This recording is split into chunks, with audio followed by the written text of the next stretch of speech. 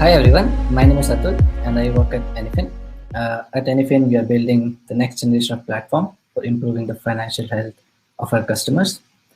This talk is focusing on GitOps, specifically on deploying our apps to Kubernetes using GitHub Actions. So let's get started. Um, so let's just get right away. GitHub Actions is essentially allows you to create automated workflows for building, testing, and deploying your code right from GitHub. So think of it as like a event-based thing, wherein before that, a workflow is essentially a series of steps to perform a task, and GitHub Actions allows you to create or run workflows whenever an event occurs. An event would basically be like a pull request event or a push event or something like that, and it would look something like this. So workflows are created in a folder called GitHub, and inside the workflows, and you can create a task. So if you can see, it's basically like a event and then a job which runs specific task steps to perform a task. Now let's see what Kubernetes is. Just a quick recap. I won't be going through the entire Kubernetes thing. So Kubernetes is essentially a container orchestration platform. Kubernetes is a system to manage, scale, and deploy our applications, which are packaged as containers. So think of, so for example, if you, let's say you have few virtual machines. In Kubernetes, the virtual machines are called as nodes. And let's say you want to deploy some applications. So you would just send Kubernetes a configuration, right? And this configuration is something like what you desire the state of the system should be. So for example, you want to deploy an application which has like 3 replicas, and it has certain amount of CPU and memory, and it has a public URL of myapp.example.com and a Docker image of, something like this. You send this to Kubernetes, and Kubernetes would deploy this onto those VMs on itself and would try to manage that state for you. So even if one of the containers go down, Kubernetes would schedule a new one and keep it going essentially. So let's see what this desired state configuration that we give to Kubernetes looks like in detail. So let's say you have a node or VM, and let's say you wanted to deploy an application. So first part of the configuration is called a deployment. A deployment essentially tells Kubernetes how to deploy something onto these nodes. So for example, we would tell what is the image URL, what are the number of replicas that you want. So it just deploys them. It doesn't do any other configuration. Then it has things like CPU, environment variables, which we'll cover in a bit, and the port to which to listen to. But after you deploy, you want to send traffic to it. So since there are 3 instances, you need a load balancer, and that is something called as a service. So a service basically gives the application an internal URL, and also it load balances it to these pods. Now, any request coming to this service URL would be load balanced to these pods. Keep in mind, this is an internal URL, so any other service inside of this Kubernetes can only access them, and not the public one. But we want a public URL, right? And for that, the next part is called a ingress, and it looks like this. So it's a public URL. So any traffic coming to this public URL will go to this service marked by this configuration, and that would be distributed to these pods essentially. So in the end, you have the full system running by Kubernetes. Now, in order to deploy these configuration files, you use something called as kubectl or kubectl, and you write a command called kubectl apply and the file name basically like this. Now let's take a look at the environment variables. So like I mentioned here, these are the environment variables that you want to send, and in Kubernetes there's an important distinction between config maps and secrets. These are 2 types of ways to pass environment variables. Config maps are essentially like a plain text value. It consists, they are stored as plain text value, and they are non-sensitive in nature. So which means that you can basically commit them into the Git repo. And if you can commit them to the Git repo, that means you can automate their deployments. Like on Git push, you can automate these updations to these values. But secrets are sensitive in nature, so you cannot commit it to the Git repo, and that basically means you cannot automate it. So this has to be deployed manually. So make sure that you split your environment variables into two parts, config maps and secrets, and keep all the non-sensitive things like URLs to other services, etc., onto the config maps. This is very important, and we'll come to see why so. So in order to deploy secrets, again, you use kubectl and you apply them manually through your CLI.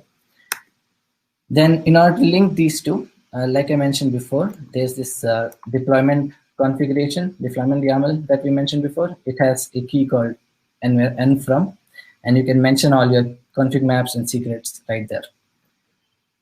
And that's how Kubernetes would just merge these two and provide them as a single, as an environment variable to the containers running inside the pod. Okay. Now, if you saw, we had quite a bit of configuration values like files, deployment YAML, config maps, services, ingresses, and all that.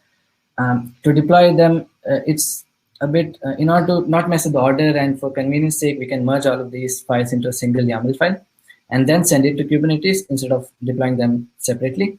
For this purpose, we'll use a CLI tool called Kustomize.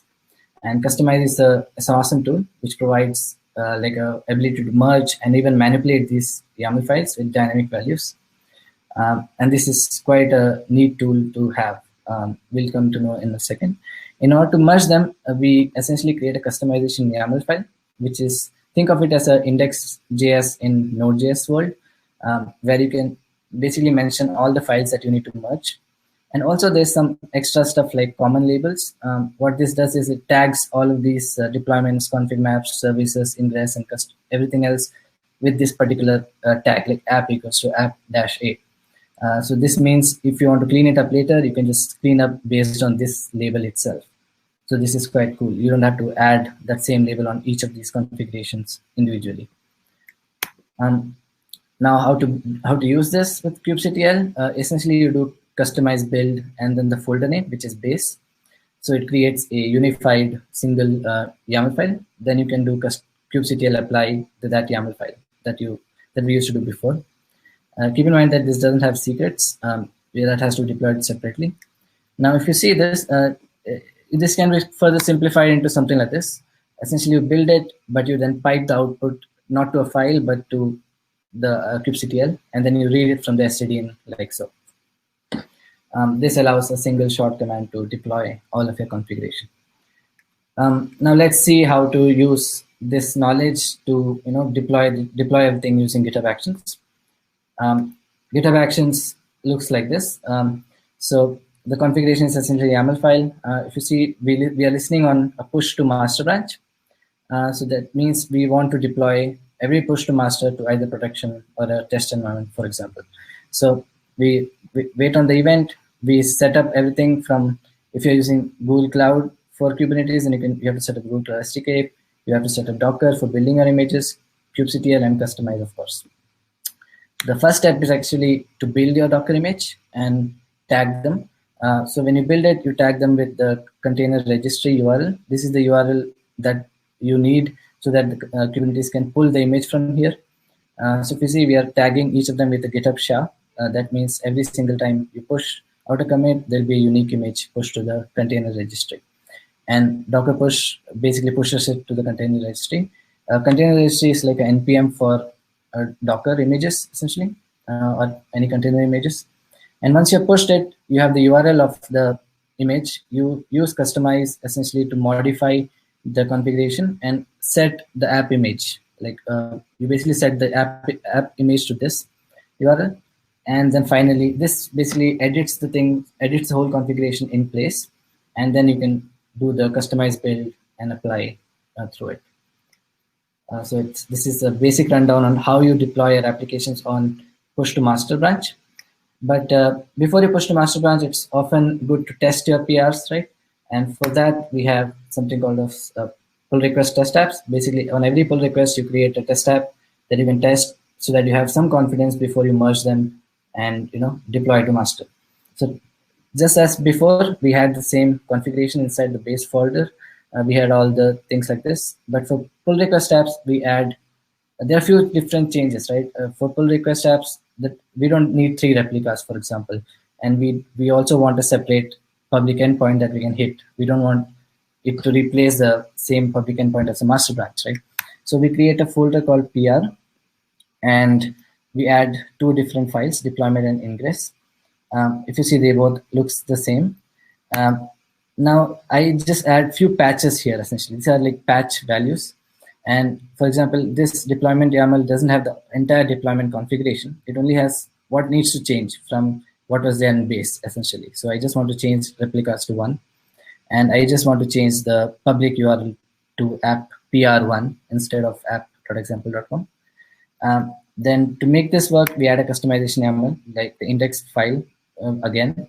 And we mentioned that this inherits from base. So it has everything from the base, but it patches these two files onto the base. Then we add two more stuff, which are quite helpful. One is common labels. PR1 essentially adds tags all of these deployments, config maps, services, ingresses with a label called PR1. This would be useful when we are cleaning up the PR, right? And this one just adds a name suffix so that it's easy to detect when you're doing debugging and stuff. Then this command would change from base to PR. You would build the PR branch, PR folder instead, and then you will apply that essentially. So this is how you would deploy a pull request app. You would essentially listen to pull request event and then do customized build PR, apply MNSF essentially. Now let's see why this is so powerful. And to do that, let's take a case. Let's say you are building a microservice-based product. Like there are 4 microservices, A, B, C, and D.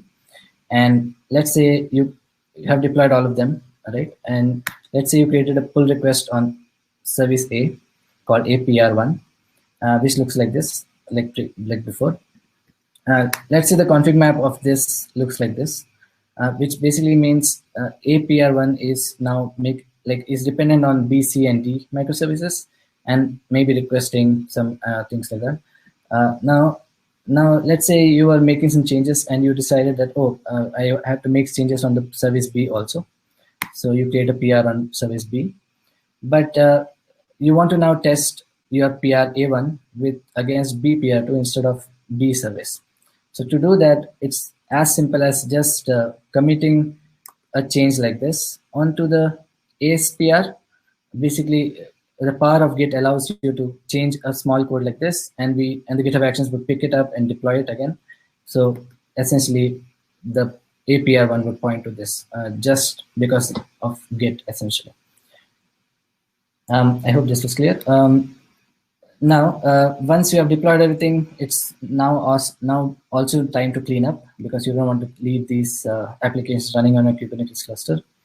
And that's quite easy. You listen to the pull request closed event, and you essentially take the pull request number, and you do kubectl delete config maps, deployments, ingress, all of those.